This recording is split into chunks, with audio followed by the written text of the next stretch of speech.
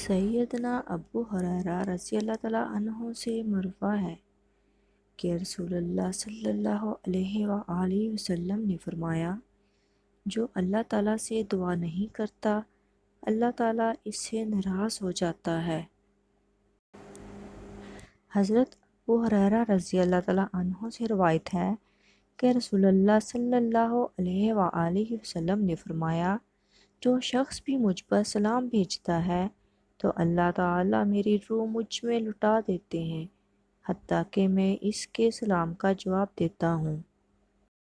نعمت کے ملنے پر الحمدللہ کہنا۔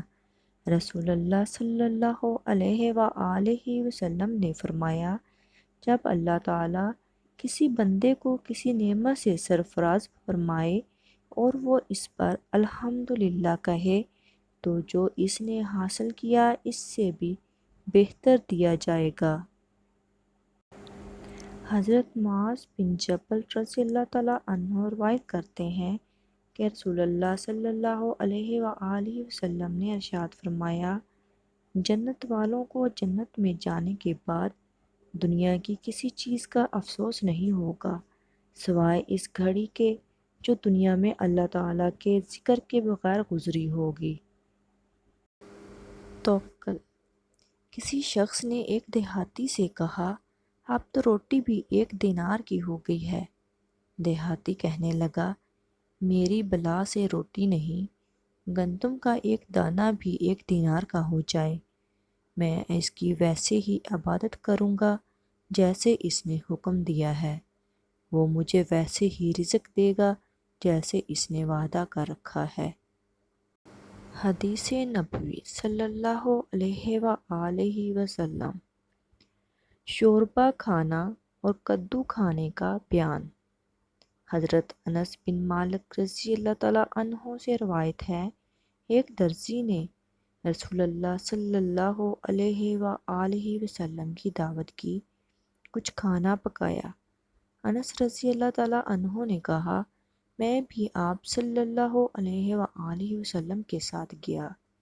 اس کھانے پر پھر آپ صلی اللہ علیہ وآلہ وسلم کے سامنے جو کی روٹی لائی گئی اور شوربہ آیا جس میں کدو تھا اور بھنا ہوا گوشت۔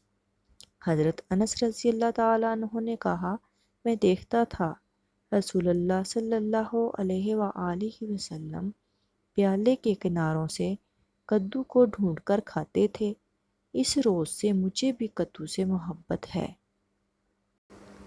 ساری کی ساری چالاکیاں اور ہوشیاریاں صرف دنیا میں ہی ہیں۔ اس کو بیوقوف بنا لیا، اس سے جھوٹ بول لیا، اسے دھوکہ دے دیا، لیکن یاد رکھیں آپ جو کچھ کر رہے ہیں وہ ہواؤں میں نہیں اڑ رہا، فرشتے لکھ رہے ہیں اور اللہ پاک دیکھ رہا ہے۔ والد کو پانی پلانے کا اجر۔ فرمان مصطفیٰ صلی اللہ علیہ وآلہ وسلم، جس نے اپنی چھوٹی عمر میں اپنے والد کو 1 مرتبہ پانی پلایا، اللہ بروز قیامت اسے آب کوثر سے 70 مرتبہ پانی پلائے گا۔ جب ایک دروازہ بند ہوتا ہے تو دوسرا کھل جاتا ہے، دوسرا بند ہوتا ہے تو تیسرا، اور جب سارے دروازے بند ہو جاتے ہیں تو اللہ کے فضل کا دروازہ کھلتا ہے جو کبھی بند نہیں ہوتا۔ مانگنے کا حق اس نے تمہیں دیا ہے، جب اس نے سورۃ آل عمران میں فرما دیا ہے کہ دعا پہاڑوں کو بھی ان کی جگہ سے سرکا سکتی ہے، تو قبولیت کا شک تو بنتا ہی نہیں۔ اللہ نے مقدر لکھنے کا اختیار تمہیں دیا ہے کہ چاہو تو دعا کا تسلسل بڑھا دو اور چاہو تو مایوس بیٹھ جاؤ، چاہو تو سجدوں کو طویل کر دو۔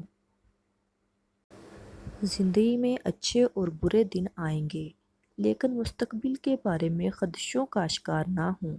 اللہ کو راضی کرنے کی خالص نیت کے ساتھ کوشش کریں اور ہمیشہ یاد رکھیں کہ جو اللہ نے آپ کے لیے لکھا ہے وہ آپ کو ملے گا، اور وہ آپ کو کبھی بھی آپ کی برداشت سے زیادہ نہیں آزمائے گا۔